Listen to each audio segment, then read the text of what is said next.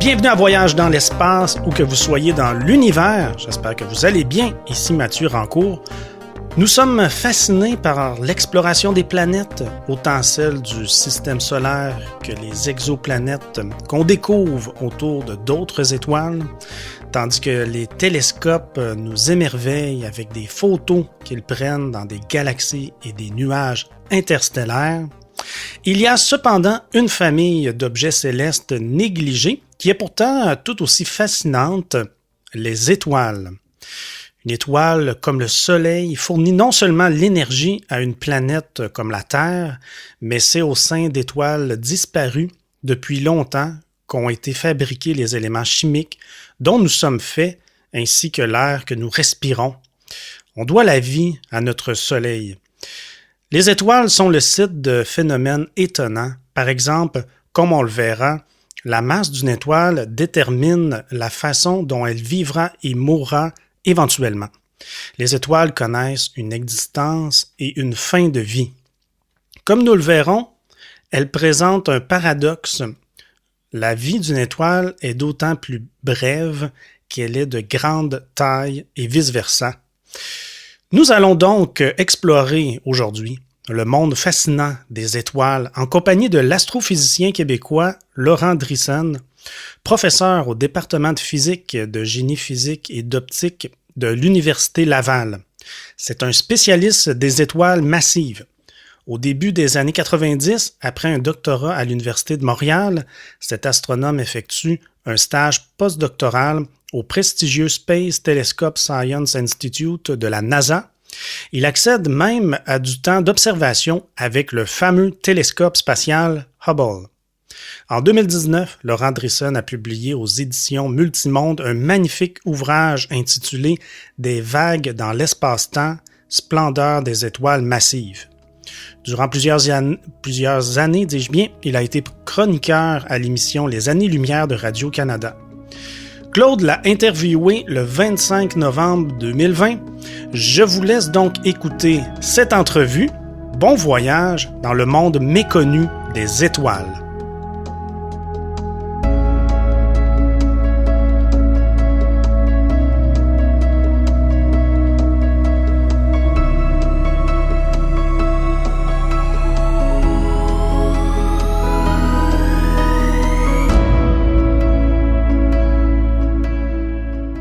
Bonjour Alain Driessen, merci beaucoup de nous accorder un peu de votre temps. Écoutez, je pense qu'on va avoir un sujet fort intéressant aujourd'hui sur les étoiles. On va parler donc qu'est-ce que c'est les étoiles et qu'est-ce qu'on connaît à propos des étoiles. Juste peut-être définir un peu, général, qu'est-ce qu'une étoile? Qu'est-ce qu'une étoile? Essentiellement, c'est une sphère constituée de gaz principalement. Et ce qui distingue une étoile des autres objets, c'est que une étoile va être lumineuse, va briller à cause de réactions nucléaires qui se produisent à l'intérieur. Ou éventuellement, dans certains cas, on dit que on reste avec le terme étoile pour des objets qui, dans le passé, ont brillé à cause de réactions nucléaires. Et ça, si vous voulez, on peut parler un peu plus de réactions nucléaires, mais c'est quelque chose qui est absolument fondamental dans la vie d'une étoile, puis éventuellement, c'est ça qui va dicter l'évolution chimique de l'univers, mais les réactions nucléaires, c'est un des phénomènes que je trouve les plus extraordinaires, les plus mystérieux de toute l'astrophysique. Oui, on va y en parler un peu tantôt plus en détail, là, on va y aller plus de façon superficielle, mais une étoile, c'est un astre qui dégage d'énormes quantités d'énergie par rapport, par exemple, aux planètes. Les planètes, elles, ne dégagent pas d'énergie, mais reçoivent l'énergie. C'est la différence entre planète et étoile? Oui, effectivement, c'est la différence fondamentale. Les planètes n'ont pas de réaction nucléaire parce que la température centrale, la température la plus élevée qui est atteinte dans une planète est tout à fait insuffisante pour générer des réactions nucléaires qui vont finalement transformer les éléments légers en éléments plus lourds. Il peut y avoir certaines planètes qui sont assez massives pour que leur seule contraction gravitationnelle, donc le fait que la gravité attire les atomes les uns vers les autres, va générer une certaine quantité d'énergie, mais ce n'est pas de l'énergie nucléaire et c'est un taux c'est une luminosité qui est extrêmement faible. Oui, oui, Mais en OK. général, les planètes en général n'émettent que très, très peu d'énergie et leur lumière provient en fait de la lumière qui est réfléchie, de la lumière de leurs étoiles qui est réfléchie. Exactement. L'étoile, évidemment, qu'on connaît le mieux, c'est la plus proche, c'est le Soleil. Décrivez-nous un peu le Soleil. D'abord, il est gigantesque, particulièrement par rapport à la Terre. Les étoiles, d'ailleurs, sont généralement énormément beaucoup plus grosses que les planètes. En général, oui. Tantôt, Oui. on a parlé un petit peu des étoiles qui, dans le passé, ont généré des réactions nucléaires puis qui n'en génèrent plus. On parle des cadavres d'étoiles. Donc, le Soleil, éventuellement, on en parlera tantôt, mais le Soleil va devenir ce qu'on appelle une naine blanche. Et une naine blanche, c'est une étoile qui a à peu près la même masse que le Soleil et qui a un diamètre comparable à la Terre. Une étoile à neutrons, qui provient d'une étoile encore plus massive, va avoir un diamètre de quelques kilomètres seulement. Donc, ce sont des étoiles qui, dans le passé, ont généré des réactions nucléaires qui ne le font plus aujourd'hui. Mais en général, c'est vrai que les étoiles sont beaucoup, beaucoup plus grosses que les planètes. Dans le cas du Soleil, c'est intéressant. C'est une étoile qui, oui, est assez représentative des autres étoiles. Je dirais que pour simplifier, en termes de masse, les étoiles les moins massives qu'on connaisse et qui génèrent des réactions nucléaires ont à peu près 1/10 de la masse du Soleil. Et les étoiles les plus massives qu'on puisse imaginer ont à peu près 100 fois la masse du Soleil. Donc, vous voyez que le Soleil est quand même dans la partie inférieure de l'intervalle de toutes les masses qui existent. Et les étoiles les plus nombreuses, en fait, dans la Voie lactée, comme dans les galaxies proches, comme probablement dans la plupart de l'univers, les galaxies les plus abondantes sont des étoiles qui sont beaucoup moins massives que le Soleil. Donc, le Soleil n'est pas représentatif des étoiles les plus abondantes qu'on trouve. Donc, c'est une étoile qui, à la fois, est assez banale, mais en même temps, elle n'est pas représentative de la majeure partie des étoiles qu'on retrouve dans les galaxies. Parce que la majorité des étoiles sont beaucoup plus petites que le Soleil, beaucoup moins massives. Exactement, tout à fait, oui. OK. Parce qu'on a longtemps pensé que le Soleil était représentatif de l'ensemble des étoiles. C'est plus le cas maintenant. Non, c'est ça, parce que plus récemment, je dirais depuis une vingtaine, 20-25 ans, nos télescopes nous permettent de voir des étoiles qui sont beaucoup moins brillantes que le Soleil dans des régions de formation d'étoiles. Et c'est là qu'on se rend compte que les étoiles de plus faible masse sont beaucoup plus nombreuses que des étoiles comme le Soleil. Donc, et il y a quelque chose d'assez particulier qu'on appelle la fonction de masse et qui fait que si vous prenez l'échantillon des quelques 200 milliards d'étoiles qu'on a dans la Voie lactée, il y a très, très peu d'étoiles de sans masse solaire. Et il y en a énormément de 1/10, 2/10 de masse solaire. Donc, les étoiles de faible masse sont beaucoup plus nombreuses en général dans l'univers que les étoiles de très, très forte masse. Il y a vraiment un déséquilibre entre les étoiles massives et les étoiles de plus faible masse. Oui. Vous faites bien ressortir. Ce qui différencie les étoiles les unes des autres ou les types d'étoiles les unes des autres, c'est avant tout leur masse. C'est une question de masse. C'est une question de masse à la naissance. La masse est la caractéristique fondamentale d'une étoile qui va déterminer la façon dont elle va d'abord se former, vivre et ensuite mourir.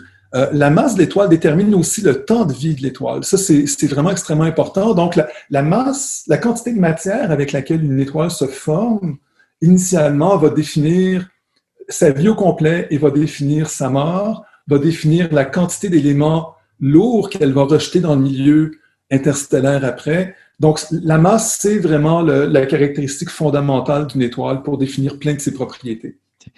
C'est bien parce qu'on va arriver justement à cette partie-là. On va parler effectivement de la naissance des étoiles, comment les étoiles se forment et comment elles évoluent et en quoi la masse détermine leur type de vie. Donc, expliquez-moi un peu, racontez-moi un peu comment naissent les étoiles. C'est vraiment intéressant de vous poser la question parce que ce matin, je donne un cours à des étudiants en maîtrise et au doctorat, puis aujourd'hui, ils faisaient des présentations sur des sujets qu'ils avaient choisis, puis la présentation de ce matin, c'était justement sur le phénomène de formation stellaire. Donc, j'ai appris beaucoup de choses dans la présentation de ce matin. Okay. En fait, si vous regardez une galaxie comme la Voie lactée, elle est parsemée de nuages. Un petit peu comme dans le ciel d'aujourd'hui, qui est très nuageux. Sauf que ces nuages-là, dans la Voie lactée, il y en a des milliers. Ces nuages-là sont constitués principalement de molécules d'hydrogène Mais on retrouve aussi d'autres sortes de molécules dans ces nuages-là. On retrouve du monoxyde de carbone, on trouve de l'eau, on retrouve de l'alcool aussi. Il y a plusieurs centaines de molécules qui ont été découvertes dans ces nuages-là. Ces nuages-là ont des dimensions de plusieurs années-lumière, voire des centaines d'années-lumière de diamètre. Ils sont extrêmement peu denses. On parle de 1 à 2 atomes d'hydrogène par centimètre cube, ce qui est extrêmement faible. Absolument. Et leurs températures sont très, très basses. On parle de 10 à 20, 30 degrés Kelvin. Donc ça, c'est à peu près moins 260 degrés Celsius. Et donc, ces nuages-là se promènent dans la Voie lactée, puis à un moment donné, il peut y avoir un événement qui se produit à l'intérieur de la Voie lactée. Par exemple, il peut y avoir une étoile qui explose, qui va créer une onde de choc, et cette onde de choc va faire que le nuage va commencer à se contracter. Il va compresser le nuage, en quelque sorte. Ça va compresser le nuage, et il va y avoir des ondes dans ce nuage-là qui sont initialement plus denses que les autres, qui vont se mettre sous l'effet de la gravité, à se contracter de plus en plus rapidement. Et ça, c'est un phénomène qui peut durer plusieurs millions d'années. Donc, les régions les plus denses vont se contracter sous l'effet de la gravité.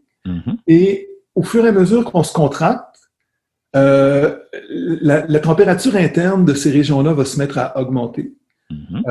Et puis, la matière va continuer d'être accrétée sur ces petits objets-là jusqu'à ce qu'ils forment ce qu'on appelle des proto-étoiles, des bébés étoiles.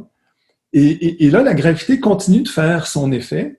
Il y a un effet boule de neige, là. Hein? C'est un effet boule de neige, exactement. Et dans le nuage initial, dépendamment de la grosseur du nuage, dépendamment de sa densité, il peut y avoir soit quelques dizaines d'étoiles qui se forment, ou plusieurs dizaines de milliers d'étoiles qui se forment en même temps. Donc, des sœurs, si on veut, qui se sont formées à peu près à la même époque, à partir d'un de ces nuages moléculaires. Et donc, les étoiles individuelles vont continuer à se contracter. Et vous savez, les étoiles, c'est ce qu'on appelle... en fait, elles réagissent un petit peu comme ce qu'on appelle un gaz parfait. Vous vous souvenez peut-être de vos cours de chimie du secondaire, un gaz parfait, PV est égal à nRT, c'est l'équation de la chimie dont je me souviens. Donc, essentiellement, ce que vous faites quand vous prenez du gaz et que vous le comprimez, sa température augmente. Et c'est exactement ce qui se passe dans une proto-étoile, dans un bébé étoile.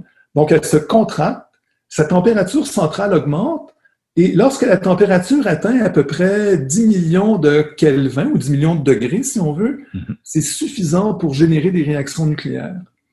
Et donc, à partir du moment où il y a des réactions nucléaires, l'objet en question est appelé donc une étoile. Donc, c'est essentiellement une contraction d'un nuage, dans lequel des dizaines ou des milliers d'étoiles peuvent se former à peu près en même temps. Et tout ça se fait en quelques millions d'années, là, et non pas en centaines ou en milliards d'années, en quelques millions d'années seulement. En fait, ça dépend aussi de la masse de l'étoile. Les étoiles de plus forte masse vont se condenser très rapidement. C'est un phénomène qui se produit sur à peine 1 million d'années, moins que ça même. Alors qu'une étoile comme le Soleil, ça va lui prendre à peu près 60 millions d'années pour se contracter et commencer à brûler de l'hydrogène. Donc encore là, on voit que la masse, même avant que l'étoile se forme, la masse du petit nuage qui va se contracter pour former l'étoile va définir le temps que ça va lui prendre pour devenir une vraie étoile. OK. C'est comme ça, donc, qu'est né notre système solaire et notre Soleil il y a 5 milliards d'années. C'est ce qu'on pense. En fait, on a deux façons d'aborder la question. D'abord, les observations. On regarde des régions de formation d'étoiles, comme par exemple la grande nébuleuse d'Orion, qu'on commence à voir dans le ciel de novembre et qu'on va voir une bonne partie de l'hiver. Dans la grande nébuleuse d'Orion, présentement, il y a des étoiles qui sont en train de se former. Il y a quelques étoiles parmi les plus massives qui ont déjà 1 à 2 millions d'années et qui vont mourir relativement bientôt, dans quelques millions d'années. Donc, on observe ce genre de nuages dans lesquels les étoiles se forment. Et il y en a plusieurs, là, il y en a des milliers même qu'on observe. Donc, il y a un phénomène d'observation. Mais ce qu'il y a surtout depuis une quinzaine d'années, avec l'avènement des ordinateurs très puissants, on est capable de simuler ce phénomène de formation stellaire. Et donc, avec une liste de bases d'ingrédients, comme la composition chimique, la densité, on fait agir les forces de la physique qu'on connaît, et on est capable, sur les ordinateurs, de simuler la formation d'un groupe d'étoiles. Et il y a des vidéos sur Internet qui montrent le phénomène et qui sont le résultat de simulations numériques.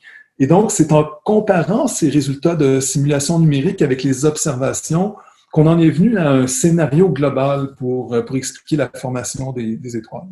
OK. Vous avez dit tantôt que, donc, au sein d'un nuage, toutes les étoiles se forment relativement en même temps. C'est donc dire que les étoiles qui sont autour de nous, on peut penser à Alpha du Centaure et autres, ont à peu près le même âge que notre Soleil, ou à peu près. Non, pas vraiment, parce que bon, le Soleil est né, vous l'avez dit tantôt, il y a 4 milliards et demi d'années. Oui. Et en 4 milliards et demi d'années, il y a énormément de brassage qui se produit dans la Voie lactée. Ça prend à peu près 200 millions d'années pour que le Soleil fasse un tour complet de la Voie lactée. Pendant ce temps-là, les étoiles se déplacent, elles bougent. Donc, essentiellement, les frères et les sœurs du Soleil sont probablement très, très loin dispersés. La famille est complètement dispersée. Okay. Et c'est la même chose, les étoiles qui sont autour de nous, elles ont des âges très, très, très différents. Si on pense, on vient encore à la constellation d'Orion, parce que c'est ma constellation préférée. Oui. Bételgeuse, par exemple, qui est une étoile supergéante rouge. Elle, Bételgeuse, n'a que quelques millions d'années à peine. Donc, Bételgeuse pourtant, elle est relativement proche. Bételgeuse a 1/1000 de l'âge du Soleil. Oui. Elle vient d'ailleurs, elle vient d'un autre nuage. Oui, tout à fait. Okay. Donc, mais elle est très, très proche. Donc, vous voyez le brassage, le mouvement qui se produit à l'intérieur même de la Voie lactée fait que, dans le fond, les populations stellaires se mélangent. Et autour de nous, on a des étoiles on a des étoiles qui sont encore plus vieilles et des étoiles qui sont encore beaucoup plus jeunes que le Soleil. OK. Là, on vient de voir donc que les étoiles naissent d'un processus de contraction d'un nuage, atteignent une densité suffisante pour donner naissance à l'étoile, donc à une réaction thermonucléaire. Expliquez-nous la vie d'une étoile, la vie de notre Soleil. Là, notre Soleil est étoile depuis 4 milliards et demi d'années. Donc, c'est quoi la vie du Soleil? Qu'est-ce qui se passe à l'intérieur du Soleil? Je dirais que présentement, le Soleil, on le voit, le Soleil est extrêmement stable. Et 90% de la vie d'une étoile, c'est ce qu'on appelle la séquence principale. C'est le gros du travail d'une étoile pendant la séquence principale, c'est de transformer l'hydrogène en hélium par une série de réactions nucléaires. Donc, vous prenez 2 atomes d'hydrogène, 2 protons, vous les faites fusionner, ça fait du deutérium. Avec un autre proton, ça fait de l'hélium, etc. Donc, les étoiles, essentiellement, pendant 90% de leur vie, produisent de l'hydrogène à partir de l'hélium. Ce phénomène se produit seulement dans la région centrale. Il n'y a pas de réaction nucléaire en superficie du Soleil. C'est uniquement dans la partie centrale, parce que c'est la seule zone à l'intérieur du Soleil où la température et la densité sont suffisantes pour générer des réactions nucléaires. Donc, et là, ça va durer pendant un certain temps. Et comme je disais tantôt, dans le cas du Soleil, on est rendu à peu près à la moitié de sa vie. Donc, ça fait 4 milliards et demi d'années qui brûlent de l'hydrogène en hélium. Il y en a encore pour à peu près la même période, à peu près 4 à 5 milliards d'années, à continuer à brûler de l'hydrogène en hélium. Et là, dans 4 à 5 milliards d'années, au cœur du Soleil, il n'y aura plus d'hydrogène. Et c'est là qu'il va y avoir un phénomène assez particulier. Et c'est le début de la fin, dans le fond, pour les étoiles. Elles vont devoir se contracter, se réchauffer pour que l'hélium, qui est le produit principal de ce qu'elles ont fait pendant 90% de leur vie, se transforme à nouveau et produise des éléments plus lourds comme le carbone et l'oxygène, par exemple. Donc, si on peut résumer ça, 90% de la vie d'une étoile, l'étoile est extrêmement stable. C'est une espèce d'équilibre entre la force gravitationnelle qui a tendance à pousser vers l'intérieur, à ramener tous les atomes vers l'intérieur, et la pression du gaz qui est générée par les réactions nucléaires qui elles-mêmes produisent de la chaleur à l'intérieur. Donc, c'est un équilibre qui dure comme ça pendant 90% de la vie d'une étoile. Et c'est ce qu'on appelle la séquence principale, comme vous avez dit tantôt. C'est exactement ça. C'est ça. Il y a un paradoxe assez amusant on va parler de la mort des étoiles dans quelques minutes parce que c'est autre chose, mais il y a un paradoxe assez étonnant, c'est que plus une étoile est grosse, plus elle est massive, plus sa vie est courte, et inversement, plus une étoile est moins massive, plus sa vie est longue. C'est un peu paradoxal parce qu'on pourrait penser qu'une étoile très massive, une grosse étoile a beaucoup de carburant, elle va durer longtemps, mais c'est le processus inverse. Expliquez-nous ce drôle de phénomène. Ben, en fait, vous avez raison sur le fait qu'une étoile sans masse solaire, par exemple, a environ 100 fois plus de carburant qu'une étoile comme le Soleil. Ça, c'est un fait. C'est avéré, puis effectivement, dans sa vie, elle va brûler 100 fois plus de carburant que le Soleil. Mais il y a quelque chose qui est propre à ce qu'on appelle la mécanique quantique, ce qui se produit au niveau des atomes, au niveau des particules infiniment petites, qui est assez particulier, et qui fait que l'efficacité des réactions nucléaires dépend très, très, très fortement de la température. Et c'est un effet exponentiel, en fait. Donc, si vous doublez, par exemple, la température à laquelle les réactions nucléaires ont lieu, vous n'allez pas avoir une augmentation d'un facteur 2 de la production d'énergie, mais plutôt d'un facteur 400 ou d'un facteur 500. Okay. Donc, si on veut résumer, simplement, une étoile de 100 masses solaires brûle son carburant avec une efficacité qui est des millions de fois supérieure à l'efficacité avec laquelle le Soleil brûle son propre carburant. Donc, c'est vrai au départ, elle a 100 fois plus de carburant, mais elle le brûle tellement rapidement que sa vie va durer beaucoup moins longtemps.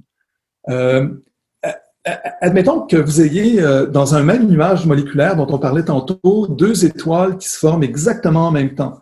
Donc, qui deviennent des étoiles qui commencent à produire de l'énergie par réaction nucléaire exactement en même temps. Une étoile comme le Soleil, puis une étoile de 100 masses solaires. Puis si jamais on réduit l'âge ou la vie totale du Soleil à 1 an, le Soleil, présentement, il est rendu, mettons, autour de la Saint-Jean, là, mettons, fin juin, début juillet. L'étoile de 100 masses solaires, à 4 heures du matin, le 1er janvier, elle va avoir terminé sa vie, puis elle va exploser. Et là là! Et tout ça parce qu'elle a brûlé son carburant tellement plus rapidement, tellement plus efficacement que le Soleil, que, dans le fond, elle brûle la chandelle par les deux bouts. Puis oui. Explose dans le temps de le dire. C'est le cas de Bételgeuse, hein? C'est le processus qui se passe au sein de Bételgeuse? Oui, cette étoile-là a environ 20 fois la masse du Soleil. Aujourd'hui, c'est une supergéante rouge, mais c'était une étoile qui était sur la séquence principale il y a quelques centaines de milliers d'années. Elle a brûlé son carburant, donc elle avait initialement 20 fois plus de carburant que le Soleil, mais elle était des centaines de milliers de fois plus lumineuse. Elle brûlait son carburant des centaines de milliers de fois plus rapidement que le Soleil. Et donc, Bételgeuse est rendue dans les phases finales de sa vie. Elle est en train de transformer l'hélium en carbone et en oxygène, et elle en a pour très peu de temps avant d'exploser en supernova. Oui, OK. On va parler un peu de la mort des étoiles dans quelques instants, mais je vais ouvrir une parenthèse. Vous vous intéressez à un type d'étoile particulier qui s'appelle les étoiles Wolf-Rayet. Ce sont des grosses étoiles. Pourquoi cet intérêt-là et qu'est-ce qu'elles auront de particulier, ces étoiles-là? Pourquoi s'intéresser tant à ce type d'étoiles-là? Ben là, c'est un petit peu un hasard. Disons, quand j'étais au bac en physique à l'Université de Montréal, il y avait un professeur que je trouvais extrêmement intéressant, Tony Moffat. Donc, je l'ai eu dans certains cours au niveau du bac. Puis, j'ai pris une chance à un moment donné. Je suis allé le voir, puis je lui ai demandé est-ce que vous cherchez un étudiant, est-ce que je peux faire ma maîtrise avec vous? Puis, je sais pas pourquoi, mais il a dit oui. Son sujet d'intérêt principal, il avait passé sa vie à étudier ce genre d'étoiles, des étoiles de type Wolf-Rayet. Donc, j'ai commencé comme ça. J'aurais pu choisir quelqu'un d'autre puis travailler sur les lignes blanches, mais finalement, c'est le hasard de la vie qui a fait que je me suis intéressé à ces étoiles-là, mais aujourd'hui, je les considère comme étant les plus intéressantes de l'univers. C'est très, très, très subjectif, évidemment. Oui. En fait, c'est quand même des étoiles fort intéressantes. Expliquez-nous un peu ce que c'est, puis pourquoi ce nom-là. En fait, c'est des étoiles baptisées d'après le nom de deux astronomes des années 1800. Mais présentez-nous les étoiles. En quoi ils sont intéressantes? Oui, donc, elles sont intéressantes. Donc, vous l'avez dit, c'est Charles Wolf et Georges Rayet en 1867 en obtenant des spectres de certaines étoiles dans la constellation du Cygne, qui se sont rendus compte que leur spectre était vraiment très, très particulier. Donc, le spectre, c'est quand on prend la lumière de l'étoile puis qu'on la disperse avec un élément disperseur. Et un prisme. Un prisme, par exemple, ça peut être un réseau, et vous dispersez la lumière et vous regardez les différentes longueurs d'onde, les différentes couleurs de l'étoile. Et lorsqu'on fait ça, par exemple, pour le Soleil, on va s'apercevoir qu'à certaines longueurs d'onde, à certaines couleurs, vous avez un manque de lumière. Ben, ça, c'est les éléments qui sont à l'intérieur de l'étoile qui absorbent de la lumière. Ça peut être de l'hydrogène, ça peut être du carbone, de l'oxygène ou d'autres éléments qui l'absorbent. Dans le cas des étoiles wolfrayées, au lieu d'avoir des manques de lumière à certaines longueurs d'onde, vous avez au contraire une augmentation absolument phénoménale de la lumière à certaines longueurs d'onde en particulier. Donc, c'était excessivement rare à l'époque. Ça l'est toujours aujourd'hui, mais on en connaît quand même une grande variété d'étoiles qui présentent ce qu'on appelle des raies d'émission. Et ces raies d'émission, on l'a compris un peu plus tard, c'est à cause du fait que ces étoiles de type wolfrayien s'évaporent. Elles s'évaporent littéralement à un taux qui est des milliards de fois supérieur au taux auquel le Soleil s'évapore actuellement. Donc, vous avez la formation de ce qu'on appelle un vent stellaire. Donc, les étoiles perdent énormément de matière. Bon, je pourrais vous en parler pendant 2-3 heures de pourquoi elles perdent de la matière, mais le fait est qu'elles perdent énormément de matière. C'est ce qu'on appelle le vent solaire dans le cas de notre Soleil. Exactement. Mais dans le cas du Soleil, bon, c'est ce qui génère, par exemple, les aurores boréales. Le vent solaire est extrêmement faible. Le vent des étoiles massives et des étoiles wolfrayées en particulier est des milliards de fois supérieur en intensité. Donc, vous avez le spectre est très particulier. Ce sont donc des étoiles très massives. Ce sont des étoiles qui ont quitté la séquence principale, donc qui ne brûlent plus de l'hydrogène, mais qui commencent à brûler de l'hélium. C'est des étoiles qui sont en fin de vie. C'est des étoiles qui vont éventuellement exploser dans très peu de temps. C'est des étoiles qui sont extrêmement actives aussi. Elles peuvent varier en intensité. En fait, leur composition chimique est extrêmement étrange. On ne retrouve pratiquement plus d'hydrogène dans la plupart d'entre elles. On ne retrouve que de l'hélium, de l'azote en surface. Je parle uniquement de la surface. On ne retrouve plus d'hydrogène, on retrouve de l'hélium, on retrouve de l'azote. Dans certains cas, on retrouve du carbone et de l'oxygène en grande quantité, mais on ne retrouve plus du tout d'hydrogène. Et la raison pour laquelle c'est comme ça, c'est qu'elles ont perdu leur enveloppe qui était riche en hydrogène. Et ce qu'on voit présentement, c'est les résultats des réactions nucléaires qui ont eu lieu durant leur vie.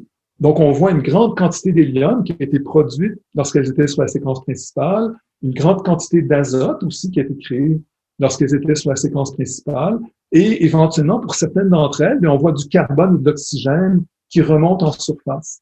Donc, c'est des étoiles qui sont vraiment extrêmement intéressantes sur plusieurs aspects. Oui. On en connaît, je pense, quelques milliers dans notre galaxie? Moins que ça, en fait. Moins que ça? Je pense qu'on est rendu à peu près à 5 ou 600 Okay. dans la Voie lactée. C'est certain qu'il y en a beaucoup plus.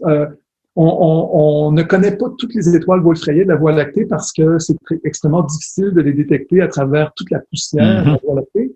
En fait, on en connaît plus dans les galaxies voisines que dans la nôtre. Ah oui, OK. Mais le recensement, si on veut dire, des étoiles wolfrayées est très incomplet dans la Voie lactée. Donc, effectivement, il y en aurait probablement quelques milliers, mais on en connaît seulement à peine 5 ou 10% de la population totale. OK. Ce sont donc des étoiles qui sont en train de disperser leur couche périphérique. Elles vont bientôt, toute chose étant relative en astronomie bientôt comme exploser pour former des supernovas. Est-ce que c'est quelque chose comme ça?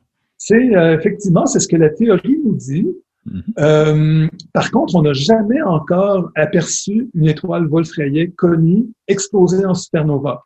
Donc, c'est uniquement les modèles d'évolution stellaire qui nous prédisent qu'effectivement, les étoiles wolfrayées devraient éventuellement exploser en supernova.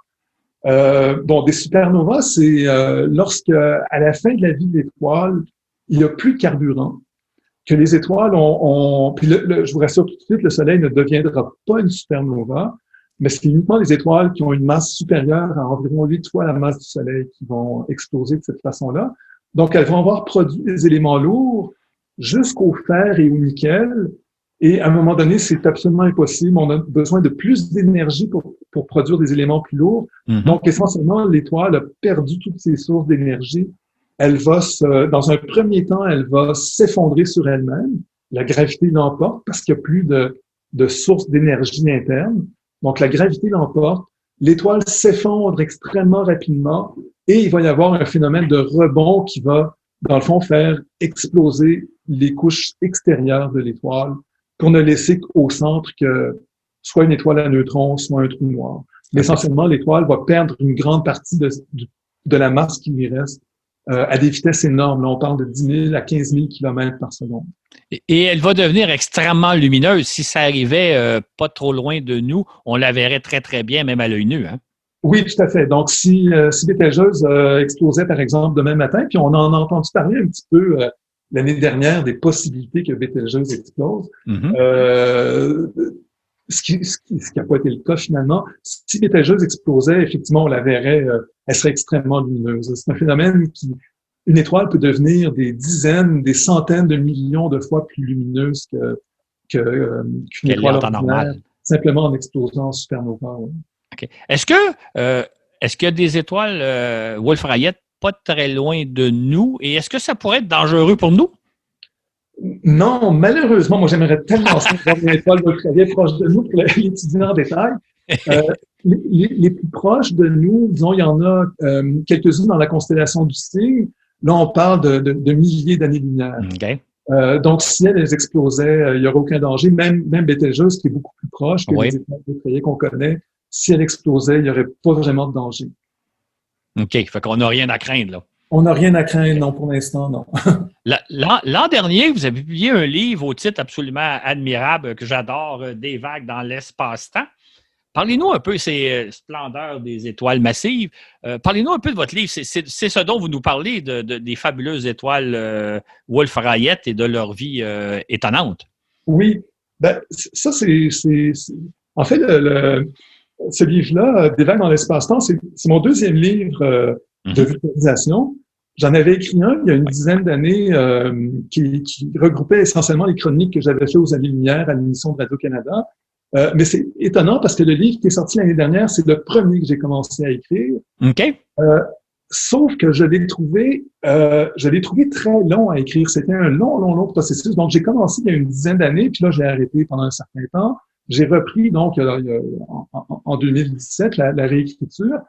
C'est parce que c'est un sujet qui me passionne tellement que j'ai dû lire beaucoup pour être certain que ce que je disais était correct. Donc, j'ai lu beaucoup de livres sur le sujet, sur l'histoire de l'astronomie aussi. C'est un livre dans lequel j'ai inclus beaucoup de faits historiques sur l'histoire des étoiles massives, sur l'histoire des étoiles en général, sur le Soleil. Donc, j'ai voulu mettre dans ce livre-là essentiellement tout ce que je sais, tout ce que je trouve intéressant sur les étoiles massives. Et en particulier, il y a quelque chose, un phénomène qui est tout à fait nouveau, tout à fait récent en termes observationnels. C'est ce qu'on appelle les ondes gravitationnelles. Les ondes gravitationnelles sont émises par principalement la collision de deux trous noirs ou éventuellement de deux étoiles à neutrons. Et le phénomène en tant que tel va être tellement violent que ça va perturber la structure de l'espace-temps et que cette perturbation-là va se propager jusqu'à nous. Et les instruments les plus précis jamais fabriqués par l'humanité sont les détecteurs d'ondes gravitationnelles. Donc, j'ai voulu inclure ce phénomène-là qui est propre dans le fond, qui est propre aux étoiles massives dans ce livre-là. C'est ce qui a donné le titre. Oui, qui est un très beau titre. Est-ce que on a détecté des ondes gravitationnelles il y a 2 ou 3 ans? Est-ce qu'on a détecté depuis? Est-ce qu'il y en a régulièrement ou c'est un phénomène exceptionnel? Il y en a de plus en plus. Récemment, je pense qu'il y a l'observatoire LIGO aux États-Unis qui est le détecteur principal d'ondes gravitationnelles sur la planète qui a annoncé, je pense, en avoir découvert une trentaine ou une cinquantaine récemment dans la dernière année. Donc, c'est un phénomène qui est excessivement difficile à détecter. Les détecteurs d'ondes gravitationnelles, c'est essentiellement des tunnels qui ont plusieurs kilomètres de long sur lesquels on fait réfléchir un faisceau de laser. Puis on mesure la distance entre deux miroirs, donc séparés de 4 kilomètres à peu près. Et les perturbations engendrées par les ondes gravitationnelles ont une fraction infime du diamètre d'un proton. Donc, c'est un phénomène qui est excessivement difficile à détecter. Et les premières ont été détectées en 2015. Et le détecteur était au point, oui, à l'époque, mais sa précision a été augmentée durant les dernières années, ce qui fait que le taux de détection d'ondes gravitationnelles est beaucoup plus élevé aujourd'hui qu'il l'était en 2015. On s'attend à découvrir plusieurs par semaine au cours des prochaines années. Oui, OK. Phénomène intéressant et à explorer. On va revenir sur la mort des étoiles parce qu'on l'a un peu évoqué. La mort des étoiles dépend de leur masse. Plus l'étoile est massive, plus sa fin de vie est spectaculaire. On va commencer par le Soleil, qui est donc une étoile de masse intermédiaire, en quelque sorte. Comment va terminer sa vie, le Soleil, dans un peu plus de 4-5 milliards d'années?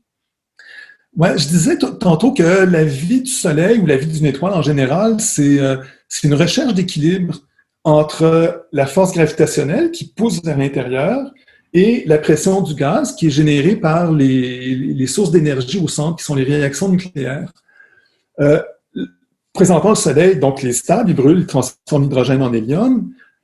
Dans 4 à 5 milliards d'années, il va commencer à brûler son hélium en carbone et éventuellement en oxygène. Il y a tout un phénomène qui se produit à l'intérieur, donc un rééquilibrage, si on veut, des forces qui a lieu. Le Soleil va devenir ce qu'on appelle une géante rouge. Donc, sa partie centrale, son noyau va se contracter, mais l'extérieur va enfler et va devenir beaucoup plus gros qu'il ne l'est à l'heure actuelle. Donc, le Soleil va devenir ce qu'on appelle une géante rouge. Après quoi, lorsque l'hélium aura été brûlé complètement dans sa partie centrale, il ne restera plus de source d'énergie au centre. Donc, son enveloppe va disparaître, son enveloppe va devenir ce qu'on appelle une nébuleuse planétaire, va finir par se mélanger au milieu interstellaire, et le cœur va devenir ce qu'on appelle une étoile naine blanche. Donc, il n'y aura plus de réaction nucléaire, le cœur va se refroidir petit à petit, et ça va être un cœur qui va être principalement composé de carbone et d'oxygène qui vont éventuellement devenir des cristaux, peut-être avec une petite atmosphère d'hydrogène en surface, mais extrêmement mince. Et donc, c'est un phénomène qui va durer, qui va durer en fait, le restant de la vie de la galaxie, si on veut. C'est un phénomène qui se produit sur des milliards d'années. Elle va s'éteindre tranquillement. Fait qu'elle ne connaîtra pas une fin spectaculaire comme les supernovas qu'on a énoncées un peu plus tôt, là. Non, les étoiles qui ont une masse inférieure à 8 fois la masse du Soleil, à peu près, vont terminer leur vie comme le Soleil, donc une nébuleuse planétaire et une naine blanche. Celles qui ont plus que 8 fois la masse du Soleil, puis on le disait tantôt encore, la masse est extrêmement importante. Lorsque une étoile, donc initialement, au début de sa vie, a environ 8 à 10 fois la masse du Soleil, la masse est suffisante pour que les réactions nucléaires se poursuivent au-delà de la création du carbone et de l'oxygène. Donc, le carbone va commencer à fusionner, l'oxygène va commencer à fusionner, produire des éléments, par exemple, comme le magnésium, éventuellement monter jusqu'au silicium, jusqu'au fer, jusqu'au nickel. Et là, lorsque toutes ces réserves-là d'énergie vont avoir été épuisées, c'est là que l'étoile va d'abord s'effondrer de manière extrêmement rapide. Donc, la fin d'une étoile massive, contrairement à celle d'une étoile comme le Soleil qui est très lente, la fin d'une étoile massive se produit extrêmement rapidement et l'étoile va finir par exploser. Et l'explosion elle-même ne dure que une fraction de seconde, si on veut. Il y a un super flash très spectaculaire qu'on n'a pas pu observer encore. Hein. On attend de voir dans notre galaxie, ou en tout cas pas trop loin de chez nous, on n'a pas eu l'occasion de voir ce genre de phénomène-là des temps modernes, je pense. Hein. Dans les temps modernes, dans la Voie lactée, non. Par contre, on en observe pratiquement tous les jours, sinon même plusieurs fois par jour dans les galaxies. Les autres galaxies. Dans les autres galaxies. Moi, je me souviens très bien de la supernova 1987A, qui est dans notre environnement presque immédiat, dans ce qu'on appelle le Grand Nuage de Magellan, qui est une galaxie satellite de la Voie lactée, qui est très, très proche en termes de distance de nous. Et je me souviens avoir été observé au Chili à l'époque et d'avoir vu à l'œil nu la supernova 1987A. Et là, tous les observatoires de la planète se sont mis à l'observer, à en obtenir des spectres. Ça a été une mine d'informations absolument exceptionnelle. Et aujourd'hui, donc, on en découvre dans les galaxies proches aussi de manière très régulière. Donc, il y a beaucoup de suivi aujourd'hui de supernovas dans les galaxies proches. Mais effectivement, dans la Voie lactée, ça fait à peu près 3 siècles qu'on n'en a pas vu une. C'est ça, on attend. Qu'est-ce qui arrive des petites étoiles, celles dont la masse est quoi, 1/10 de celle du Soleil? Ouais, ben écoutez, même celles qui se sont formées peu longtemps après le Big Bang, ou même au début de la formation de la Voie lactée, elles sont rendues à une fraction de leur vie totale, parce que plus l'étoile est petite, plus ça prend de temps à brûler son carburant. Donc, c'est vrai qu'elles ont moins de carburant que le Soleil, mais elles le brûlent tellement moins longtemps que leur vie devrait durer plusieurs fois l'âge de l'univers actuel. Donc, ces étoiles-là ne sont pas encore rendues à la fin de leur vie, puis ne le seront pas encore pendant des centaines de milliards d'années. Donc, c'est quasiment des étoiles éternelles. Ça dépend. C'est long l'éternité, mais quand même. Oui, c'est ça. Oui. OK. Dans nos recherches, je pense qu'on découvre des étoiles de plus en plus petites. On découvre par ailleurs des planètes de plus en plus grosses. Est-ce qu'on arrive à une frontière à un moment donné où il va y avoir des astres qui ne sont pas nécessairement des planètes, mais pas encore des étoiles? Il y a une espèce de frontière entre les deux types d'astres? Oui, ben en fait, il y a un type d'étoiles qu'on appelle les étoiles naines brunes. Leur étude sérieuse a débuté, je ne sais pas, il y a peut-être une vingtaine d'années, puis aujourd'hui, il y a des grands spécialistes des étoiles naines brunes à l'Université de Montréal, par exemple. On étudie même la météorologie des étoiles naines brunes. Et ces objets-là, vous le dites, c'est des objets un petit peu intermédiaires entre des planètes et des étoiles. Donc, si la définition même d'une étoile, c'est de ne pas, c'est de briller par des réactions nucléaires qui impliquent l'hydrogène, et des planètes qui n'ont pas du tout de réaction nucléaire, ben les naines brunes, elles brûlent une partie de leur carburant, mais ce n'est pas de l'hydrogène. On parle plutôt de deutérium. Le deutérium, c'est l'hydrogène lourd, qui constitue d'un proton et d'un neutron. Le deutérium brûle à des températures beaucoup plus basses que l'hydrogène. C'est un peu paradoxal, mais c'est un fait. Le lithium aussi brûle à des températures relativement basses. On parle de quelques millions de degrés plutôt que d'une dizaine ou une quinzaine de millions de degrés.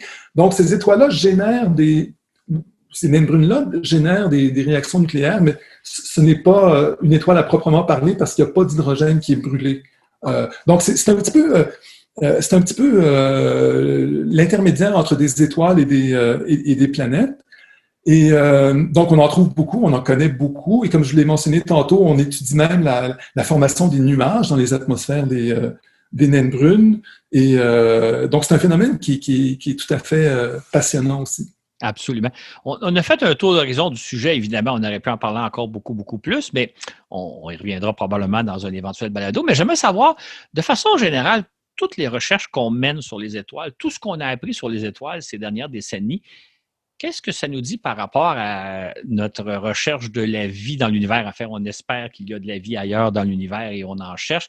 Est-ce que nos connaissances réconfortent notre espoir de trouver de la vie dans l'univers ou au contraire, on se rend compte que les choses sont peut-être beaucoup plus complexes? Et qu'est-ce que ça nous dit, tout ce qu'on a appris sur les étoiles par rapport à notre quête ultime?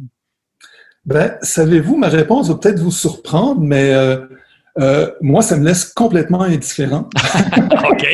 J'ai absolument aucun intérêt pour la recherche de la vie à l'extérieur. Oui. Écoutez, le jour où on va me dire, oui, on a découvert des traces spectroscopiques de chlorophylle dans telle planète autour de telle étoile, je vais dire, ouais, OK, c'est génial. Mais c'est pas... j'avoue que je suis extrêmement terre à terre de ce côté-là. Ça me fait...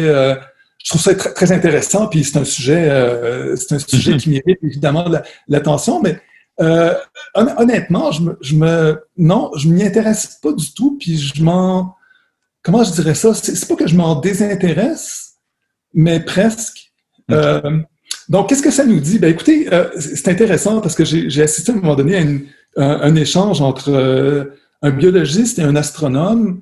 Et je trouve qu'en général, les astronomes sont assez optimistes quant à la vie, la possibilité de détecter la vie dans l'univers. Puis les biologistes, en tout cas ceux que j'ai entendus, sont plutôt pessimistes. Donc, c'est un débat qui a lieu. Moi, personnellement, comme je vous dis, si on peut appeler ça optimiste, oui, écoutez, les conditions qui mènent à la vie devraient être là partout, là. C'est pas très, très difficile d'avoir une température qui permet l'existence de l'eau liquide. C'est pas tellement compliqué de mélanger des éléments chimiques pour former éventuellement des molécules complexes qui vont mener à la vie. Donc, d'après moi, naïvement, oui, il devrait y avoir de la vie à l'extérieur. Puis, écoutez, bonne chance à ceux qui en cherchent. Oui, tout à fait. Ma dernière question, peut-être, c'est pas qu'est-ce qui reste à découvrir au sujet des étoiles, parce qu'il y en a beaucoup, mais si on vous offrait une baguette magique pour étudier un aspect particulier, pour vous doter peut-être d'un instrument particulier, qu'est-ce que vous aimeriez voir? Qu'est-ce que vous aimeriez chercher? Qu'est-ce que vous aimeriez trouver par rapport aux étoiles?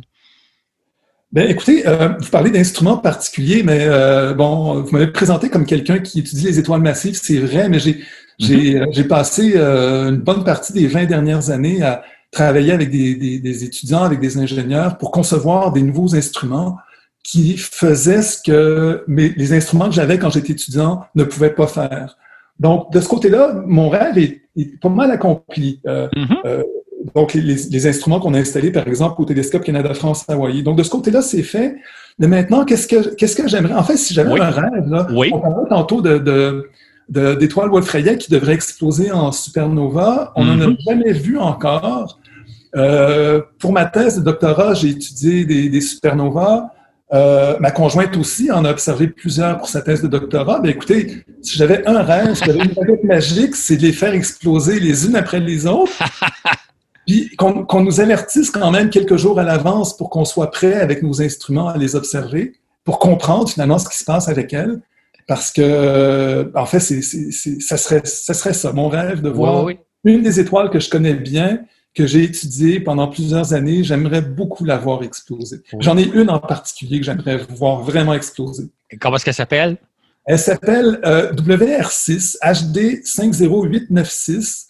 Que j'ai étudié pendant ma maîtrise, qu'on a observé, qu'on a étudié encore plus tard et qui a des variations très particulières qui nous embêtent parce qu'on ne les comprend pas. Donc, si elle pouvait exploser à un moment donné puis qu'on en finisse, ça serait intéressant. Non, mais sérieusement, de voir une étoile qu'on connaît, qu'on a étudiée comme il faut, la voir exploser en supernova, ça serait mon rêve.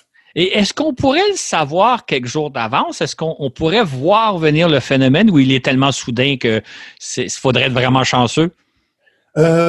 C'est très peu probable qu'on le voit parce que durant les dernières phases de la vie d'une étoile, avant qu'elle explose en supernova, tout se produit dans la partie centrale. Et nous, ce qu'on peut voir avec nos télescopes, c'est uniquement la partie extérieure, donc, qui est essentiellement découplée de la partie intérieure. Donc, c'est très peu probable qu'on ait le moindre avertissement de la part de nos étoiles. Je pense qu'elles vont exploser sans nous dire. Puis, dans le fond, c'est aussi bien comme ça. Oui. Ce qui est fascinant, c'est de penser qu'aujourd'hui, il y a des batteries de télescopes partout sur Terre, dans l'espace.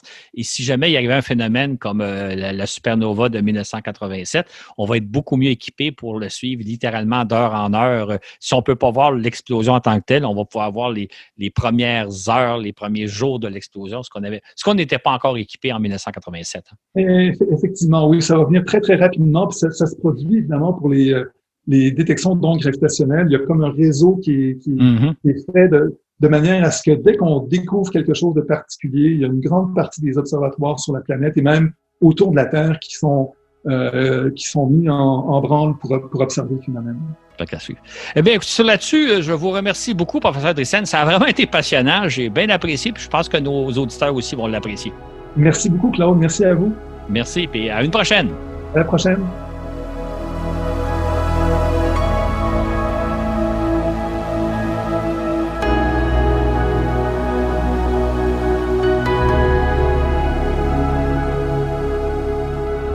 Je tiens à remercier chaleureusement pour son temps et son implication et son entrevue, Laurent Drissen. Merci beaucoup. Il nous a expliqué en début d'émission comment, tout jeune, il s'est passionné pour l'astronomie. Et comme enseignant à l'Université Laval, il nous a révélé comment ses étudiants voient la science, eux qui baignent dans un univers ultra informatisé. C'est une portion d'entrevue qui est exclusive à nos patrons. D'ailleurs, je veux remercier tous nos Patreons, tous nos patrons, patronnes sur notre plateforme patreon.com, Voyage dans l'espace. Le lien est dans la description. Merci pour votre soutien financier. Vous allez avoir droit pour 5$ et plus d'abonnement. Vous allez avoir droit à un fascicule PDF écrit de cette entrevue. Je vous rappelle qu'on a une page Facebook Voyage dans l'espace. Merci à ceux qui nous ont encouragés en aimant notre page. Tous nos balados sont disponibles sur soundcloud.com Voyage dans l'espace. C'est l'endroit qu'on héberge nos épisodes. Sur ce, où que vous soyez dans l'univers, je vous dis à la prochaine pour un autre voyage dans l'espace.